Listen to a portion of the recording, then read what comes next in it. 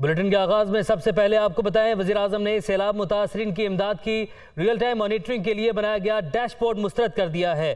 Dashboard जिस मेयार का होना चाहिए था वैसा नहीं है, ये कहा गया। वज़ीर-ए-आज़म शहबाज शरीफ की जानिब से आज डैशबोर्ड का इफ्तिताह नहीं कर सकता, नाराजगी का इजहार किया गया।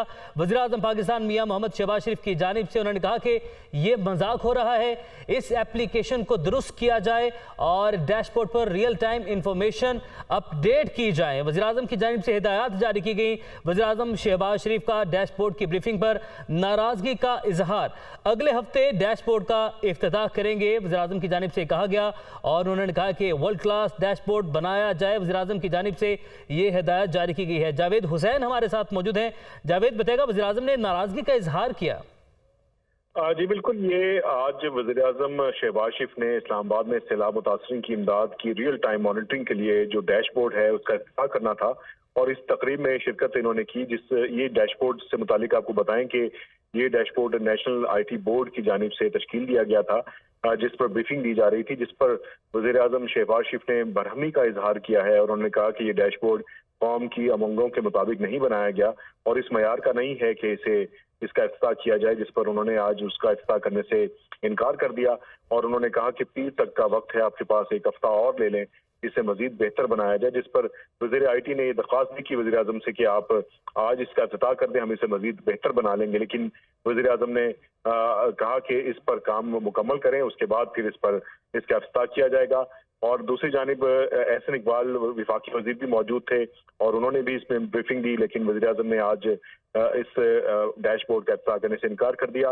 इस डैशबोर्ड से मुतालिक बताएं आपको कि ये डैशबोर्ड जो सैलाब मुतासरीन की इमदाद में मुआवनत के लिए वेबसाइट, एक जामे फ्लड रिलीफ मैनेजमेंट सिस्टम, सैलाब ज़दा इलाकों में इमदादी कार्रवाई में मसरूफ फील्ड वर्कर्स के लिए डिजिटल एप्लीकेशन और पॉलिसी और फैसला साजी के लिए एग्जीक्यूटिव डैशबोर्ड भी इस फील्ड रिस्पांस निज़ाम का हिस्सा था, जिसको इसमें तश्कील दिया गया था, जिसपे आपको रियल टाइम में वो तमाम डाटा जो कि सैलाब मुतासरीन का कितने लोग मुतासिर हुए, कितनी इमदाद बाहर से आई, कितनी इमदाद अवाम में मुतासरीन में तकसीम की गई, ये तमाम चीज़ें वहाँ पर आपको रियल टाइम में दिखाई जा सकती थी और इसे दुनिया में कहीं भी इस पे ऑनलाइन जो है वो एक्सेस की जा सकती थी।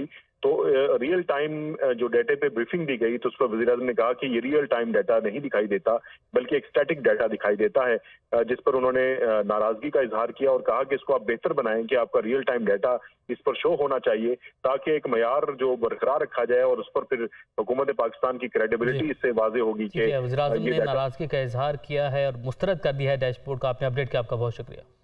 वज़ीर-ए-आज़म शहबाज शरीफ ने कौमी इदारों के खिलाफ इमरान खान की मुहिम की शदीद मजम्मत की है। उनका कहना है कि रंगे हाथों पकड़े जाने वाले चोर अब इदारों को बदनाम करके जुर्म की सजा से बचना चाहते हैं। एक बयान में वज़ीर-ए-आज़म शहबाज शरीफ का कहना था कि अवाम के बाद साजिशी अब इदारों में इंतशार फैलाने की साजिश कर रहा है। सिफारती साइफर में रद्दोबदल करके कौमी सलामती से खेला गया। कानून का सामना तो करना होगा, पाकिस्तान के कौमी मफादात से खेलने वालों को कानून को जवाब देना पड़ेगा। कानून सबके लिए बराबर है। मकबूल होने का मतलब कानून से बालातर होना कैसे हो गया? आपकी ऑडियो लीक्स ने पाकिस्तान के मुफादात के खिलाफ संगीन साजिश बेनकाब कर दी। मुस्लिम लीग नून के नायब सदर मरियम नवाज का कहना है कि उनका पासपोर्ट वापस कर दिया गया है। पासपोर्ट इस केस में 3 साल जब्त रहा, जो केस उनके खिलाफ कभी बना ही नहीं। पासपोर्ट वापस करने के हाई कोर्ट के हुक्म पर रद्द-ए-अमल में मरियम नवाज ने ट्वीट में कहा कि उनके जलसों के खौफ से इन्हें तफ्तीश के लिए 3 माह नैब में हब्से भेजा और कोट लखपत जेल में डेथ सेल में रखा गया, मगर केस आज तक फाइल नहीं हुआ। उन्होंने कहा, एक दिन जुल्म और इंतकाम पर मबनी सियासत को मिटना ही था, क्योंकि ये कुदरत का असूल है, मगर ये फॉरेन इंजर्ड आज भी झूठ बोलने और जालसाजी से बाज नहीं आया। मौक़ाफ़ात अमल और इसका इबरतनाक अंजाम इसके ताक़ुब में है। वज़ीर इत्तलात और नशरियात मरियम औरंगज़ेब ने कहा कि इमरान खान ने साइफर के मामले पर पूरी कौम को गुमराह किया, मुल्क की सलामती के साथ खेल खेला। ये नाकाबिल माफ़ी जुर्म है। हुकूमत इस मामले को मंतकी अंजाम तक पहुँचाएगी। चेयरमैन PTI की पूरी सियासत बेसाखियों पर मबनी है। आज इसलिए डर रहे हैं कि सियासत अपने बलबूते पर करना पड़ रही है। इस्लामाबाद में वो प्रेस कॉन्फ्रेंस कर रही थी। आपने मुल्क को गुमराह किया, अवाम को गुमराह किया, कौमी मफादात के साथ खेले, कौमी सलामती के साथ खेले। आपने मुल्क के अंदर और मुल्क के बाहर लोगों को मैसेज दिया, आपने मुल्क के साथ खिलवाड़ किया। आपकी पूरी सियासत बेसाखियों के ऊपर मबनी है। आपने अपनी सियासत खैरात के पैसे से की, आपने अपनी सियासत दूसरों के पैसे, दूसरों की बेसाखियों पर की। फटफड़ा क्यों रहे हैं? आज डर क्यों लग रहा है? क्योंकि पहली दफा सियासत अपने बलबूते पे करनी पड़ रही है, जो आपको करनी आती नहीं है।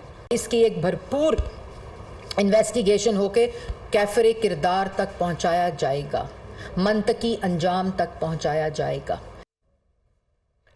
मौलाना फजलुर रहमान ने कहा है कि आर्मी चीफ की तौसी या तकर्रुर के हवाले से आइन को देखना होगा, फैसला मेरिट पर होगा। भोले भाले आदमी की बातों को संजीदा नहीं लेना चाहिए। इमरान खान एडवाइस देने वाले कौन होते हैं? पीटीआई इस काबिल नहीं कि इससे कोई बातचीत हो। यूसुफ रजा गिलानी का कहना था कि आर्मी चीफ की तकर्रुरी वज़ीर आज़म का इख्तियार है। वो मुल्तान में मीडिया से गुफ्तगू कर रहे थे। तौसी किसने देनी है? नए आर्मी चीफ का तकर्रुर किसने करना है? आइन किसको इख्तियार देता है? ये सारी चीज़ें आइन में मौजूद हैं। भोला भाला आदमी गली कूचे में भागते दौड़ते एक बात कर लेता है, आप उसको ऐसा संजीदा ले लेते हैं। गैर संजीदा आदमी की बात को भुला देना चाहिए, उसकी कोई अहमियत नहीं है सियासत में। ये कोई प्रॉब्लम नहीं है। हमें फैसला होना है तो प्राइम मिनिस्टर ने करना है, मेरिट पे करना है। वो होता कौन है जो हमें एडवाइस देता हो? पीटीआई से कोई गुफ्तगू नहीं हो सकती। पीटीआई इस काबिल ही नहीं है कि हम इनके साथ बात करें। हम तो कहते हैं कि इम्पोर्टेड गवर्नमेंट नहीं है, इम्पोर्टेड पार्टी है। प्राइम मिनिस्टर जो है उसकी एडवाइस पे आर्मी चीफ जो है वो तैनात होता है, तो इसलिए उनको फिक्र करने की इमरान खान को ज़रूरत नहीं है। Who is he to dictate the government? और उसमें भी आइन में दर्ज है कि इलेक्शन कब होगा। वज़ीर दाखिला पंजाब हाशिम डोगर ने कहा है कि अगर बनीगाला पर छापा मारा जा सकता है तो जाती उमरा में भी कोई मफरूर शख्स हुआ तो वारंट लेकर गिरफ्तार करेंगे। लॉन्ग मार्च दो तरह हो सकता है, एक ये कि इमरान खान खुद कॉल देंगे, दूसरा इमरान खान की गिरफ्तारी पर लॉन्ग मार्च के मोड में चले जाएंगे। अल्लाह ना करे ये कोई जाती उमरा, ये इसको कोई मस्जिद का रुतबा तो नहीं ना हासिल। अगर बनी गाला पे किया जा सकता है रेड, तो फिर पाकिस्तान की किसी भी प्राइवेट जगह पे रेड हो सकता है। अगर हमें कहीं शक होगा कि कोई मफरूर मुलजमान ने कहीं पनाह ली हुई है, तो वो तो हम अरेस्ट वारंट, सर्च वारंट लेके हम चेक कर सकते हैं। लोग अक्सर पूछते हैं कि लॉन्ग मार्च कब हो, तो मैं आपसे अर्ज़ करता चलूँ कि लॉन्ग मार्च दो सूरत हाल में हो। पहली सूरत हाल ये है कि अगर ख़ुद इमरान खान साहब हुक्म देंगे तो पूरी कौम इस वक्त तैयार बैठी है लॉन्ग मार्च के लिए। उनकी दी हुई तारीख के मुताबिक लॉन्ग मार्च होगा। और एक दूसरी वजह भी हो सकती है लॉन्ग मार्च की, अगर किसी ने कानून से हट के इमरान खान के साथ ऐसा कदम उठाने की कोशिश की, तो मैं आपसे वादा करता हूँ और हमारी पार्टी ने डिसाइड कर दिया है, हम अगले लम्हे लॉन्ग मार्च के मोड में चले जाएंगे। और फिर ये पंजाब की सड़कें होंगी, वफाक की सड़कें होंगी और आवाम होगी, और इतना जमे गफीर होगा कि मुझे खुद नहीं समझ आती कि हम इतनी लोगों को मैनेज कैसे करेंगे पंजाब और इस्लामाबाद की सड़कों पे। ये तरीके ढूंढ रहे हैं कि हम इमरान खान से जान कैसे छुड़ाएं। मैं आपको वाजे कर देना चाहता हूँ कि अब आप इमरान खान से जान नहीं छुड़ा सकते। इनको नाहल कर दें, इनको गिरफ़्तार कर लें, ये सब कोशिशें आपकी रहेगा जाएंगी। और मुझे नज़र आ रहा है कि इंशाल्लाह बहुत जल्द इमरान खान दोबारा वज़ीर आज़म पाकिस्तान होंगे और इस मुल्क की हुक्मरानी करके इन हालात को, जो इस वक्त इतने गंभीर हालात हैं कि बयान करने से बाहर है, तो इंशाल्लाह ये हालात बेहतर करेंगे।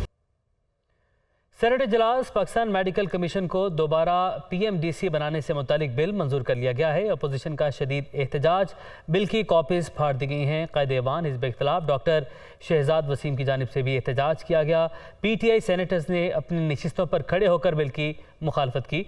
पाकिस्तान मेडिकल कमीशन को वापस पीएमडीसी बनाने से मुतालिक बिल पर बहस हुई। सेनेट में हुकूमती और अपोजिशन अरकान आमने सामने आ गए। वकार सैयद हमारे साथ मौजूद हैं। वकार, आज की जो कार्रवाई है उसका हवाल बताइएगा। जी बिल्कुल, आज सेनेट में निजी अरकान की कार्रवाई का दिन था और इसमें पीएमडीसी को, जो पीएमसी है उसको वापस पीएमडीसी बनाने से मुतालिक जो अपोजिशन, जो उस वक्त के अपोजिशन में मौजूदा हुकूमत की जानिब से जो कोशिशें की जा रही थी, बिलाखिर ये बिल जो है मंजूर कर लिया गया। और इस तरह साबिक दौर हुकूमत में जो पाकिस्तान मेडिकल कमीशन बनाया गया था मुश्तरका इजलास में, उसको वापस जो है वो रिवर्स कर दिया गया है और उसको तरामीम शामिल करके उसको वापस जो है Pakistan medical and dental commission जो है वो बना दिया गया है। इस मौके पर जो अपोजिशन के अरकान थे उनकी जानिब से कुछ तरामीम जो है वो पेश की गई और उनकी जानिब से ये दरख्वास्त की गई कि इस मामले को दोबारा जो है वो कमेटी में भेजा जाए और उनकी तरामीम को जो है वो मौका दिया जाए कि वो अपनी तरामीम को इसमें शामिल कराएं। लेकिन चेयरमैन सेनेट ने जो है वो जब हुकूमत की जानिब से उनकी तरामीम पर राय ली तो उनकी जानिब से मुखालफत की गई, जिसके बाद PTA के सेनेटर्स और जो हुकूमती सेनेटर्स थे वो बिल्कुल वो आमने सामने आ गए थे। PTA के सेनेटर्स की जानिब से जो है वो शदीद नारेबाजी की गई, जिसमें जो है वो चेयरमैन के डाइस का घेराव भी किया गया। जो एजेंडे की कापियां, जो बिल की कापियां थी वो फाड़ कर उसको हवा में जो है वो लहराया गया और शदीद एहतजाज रिकॉर्ड कराने के बाद जिस वक्त बिल की शिकवार मंजूरी और जब तरामीम जो है वो मुस्तरद की गई तो उसके बाद जो PTA के सेनेटर्स थे उनकी जानिब से वॉकआउट किया गया और वो जब बिल की शिकवार मंजूरी का अमल जारी था तो उस दौरान जो है वो PTA के तमाम सेनेटर्स जो है वो नाराबाजी करते हुए उनकी जैसे नारेबाजी की गई, एहतजाज किया गया। आपने अपडेट किया वकार, आपका शुक्रिया। सिंध हुकूमत का इलेक्शन कमीशन को खत, सिंध में बल्दियाती इलेक्शन 3 माह के लिए मौखर किया जाए, ये लिखा गया है खत में। सिंध में सैलाबी सूरत हाल है, पुलिस हाईवेज पर सिक्योरिटी सरंजाम दे रही है, 16,000 से ज़ायद एहलकारों का इलेक्शन ड्यूटी पर शॉर्टफॉल है। सिंध हुकूमत की जानिब से लिखा गया है, IG पुलिस की मौसूल होने वाली रिपोर्ट सिंध हुकूमत ने इलेक्शन कमीशन को अरसाल कर दी है। मोहम्मद अशद हमारे साथ मौजूद हैं, उनसे जानते हैं। जी अशद, बताइएगा क्या कहना है इलेक्शन कमीशन का? जी बिल्कुल, देखिए सिंध हुकूमत ने इलेक्शन कमीशन को खत अरसाल किया है और मौक़िफ़ इख्तियार किया है कि मौजूदा हालात में बल्दियाती इलेक्शन का इनेकाद मुमकिन नहीं है। 3 माह के लिए बल्दियाती इलेक्शन मुलतवी कर दिए जाएं। कराची डिवीजन में बल्दियाती इलेक्शन के लिए पोलिंग 23 अक्टूबर के लिए जो है वो ऐसी शेड्यूल है। सिंध हुकूमत का मजीद कहना है कि पुलिस नफरी बल्दियाती इलेक्शन में सिक्योरिटी के लिए दस्तयाब नहीं हो सकेगी। सिंध हुकूमत का जो खत है वो सूबाई इलेक्शन कमिश्नर को भी जो है वो मौसूल हो गया है। सिंध हुकूमत के मरासले में पुलिस रिपोर्ट, महकमा दाखिला सिंध की सिफारिशात भी जो है शामिल की गई हैं। महकमा दाखिला सिंध का भी ने जो भी मौक़िफ़ तैयार किया है वो यही है कि सिंध के सैलाबज़दा इलाकों में इमदादी सरगर्मियों क़याम अमन में जो है वो पुलिस मसरूफ है, लिहाजा पुलिस की नफरी जो है वो बल्दियाती इंतखाबात के लिए प्रोवाइड नहीं की जा सकेगी। जी ठीक है अरशद, आपने अपडेट किया, आपका शुक्रिया। किसान इत्तेहाद का धरना छठे रोज भी जारी है। मुजाहिरीन का कहना है कि अगर आज मुतालबात पूरे ना हुए तो D चौक की जानिब बढ़ेंगे। किसान इत्तेहाद के रहनुमा और इंतजामिया के दरमियान आज फिर मुज़ाकरात होंगे। मुतालबात तस्लीम ना होने की सूरत में किसानों ने मुल्क के दीगर इलाकों में भी एहतजाज की धमकी दी है। दूसरी तरफ किसान रहनुमाओं ने गुज़िश्ता रोज़ इमरान खान से मुलाकात की कोशिश की, जिसमें कामयाब नहीं हो सके। किसान बिजली की कीमतों में इजाफे और खाद की ब्लैक में खरीदो फरोख्त के खिलाफ एहतजाज कर रहे हैं।